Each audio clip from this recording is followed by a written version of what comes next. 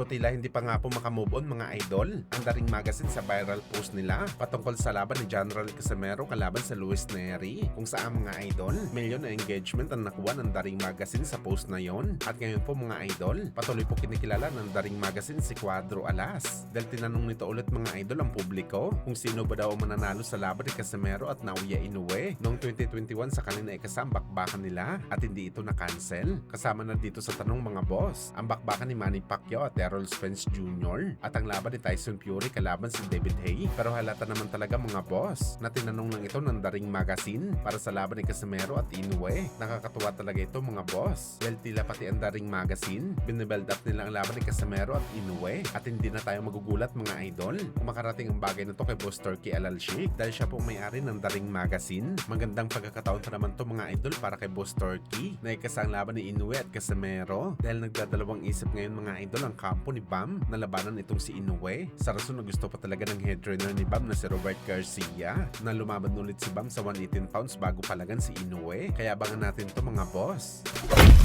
Samantala speaking sa post ng Daring Magazine mga boss, kung saan kinagulat natin ang naging komento dito ng mga boxing fans. Kadalasan sa ganitong tanong mga boss kapag andyan si Manny Pacquiao, ang Pinoy legend talagang pinag-uusapan dito. Pero sa ngayon mga idol, halos 70% sa mga boxing fans, ang pinag-uusapan ng bakbakan talaga ni Inoue at Casimero na hindi natuloy. Ito daw talagang pinakasayang na laban noong 2021 na hindi natuloy. Malamang nasabi ito ng mga boxing fans dahil 42 anyos na si Pacman nung nilabanan nito si Spence. Pero para sa atin mga boss, parehong maganda talaga ang laban. Wala tayo pagpipilian dyan. Ang bakbakan kasi ni Spence at Pacman, given na talaga mga idol, na solid talaga ang bakbakan na to kapag nangyari. Pero curious kasi ang lahat mga idol sa sagupaan ni Casimero at Inoue.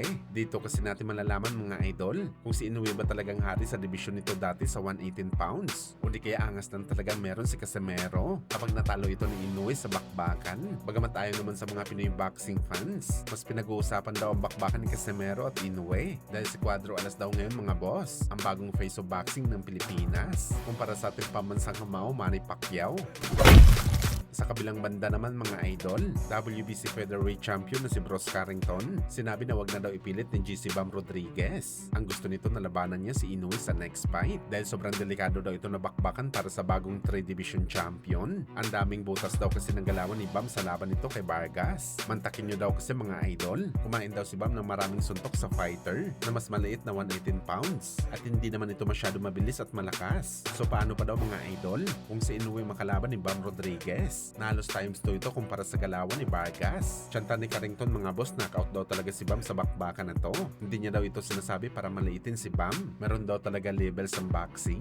Kaya naman daw ni Bam tumapat sa skills ni Inoue, pero masyado ito maliit para sa Japanese monster.